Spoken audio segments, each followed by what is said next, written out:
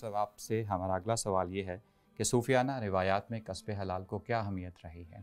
تو طریقت اور تصوف کی دنیا میں یہ سارا نظام ہوتا ہے برائیوں کی جڑ تک پہنچنا، کیونکہ ساری خباثتوں اور غلاظتوں کا جو اصل منبع اور سورس ہے وہ انسان کا قلب ہے۔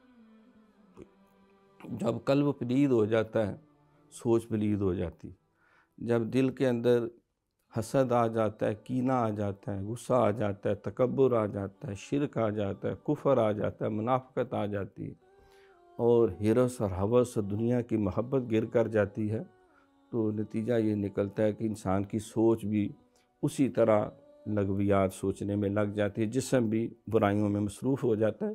اسی لیے حضور علیہ الصلوۃ والسلام نے فرمایا کہ انما الاعمال بالنیات، عملوں کا دار و مدار نیتوں پر ہے اور نیتوں کا مرکز قلب ہے۔ التقویٰ ہاہنا، آپ نے اشارہ کیا کہ تقویٰ یہاں ہے۔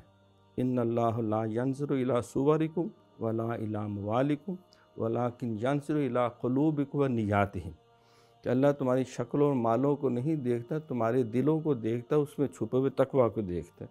قربانی کے لیے بھی فرمایا کہ لن ینال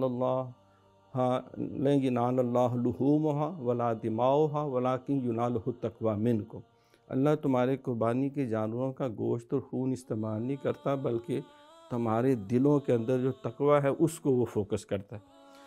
تو اصل دیکھ رہے ہیں کہ یہ حرام کمائی جو ہے اس کا سورس کیا ہے؟ یہ دنیا کی ہرس، دنیا کی ہوس، دنیا کی محبت جو ہے۔ حضور علیہ الصلوۃ والسلام نے فرمایا کہ حب الدنیا راس کل خطیئۃ، ہر برائی کی جڑ جو ہے وہ دنیا کی محبت ہے، مال کو سمیٹنے کی ہوس۔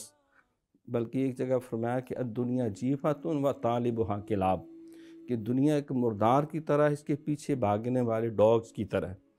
اور قرآن نے بھی کہا کہ الہاکم التکاثر حتی زرتم المقابر، تمہیں دنیا کی ہرس اور ہوس نے تباہی میں ڈال دیا، تم اتنے اس میں مگن ہوئے کہ تم نے قبروں کو جا دیکھا۔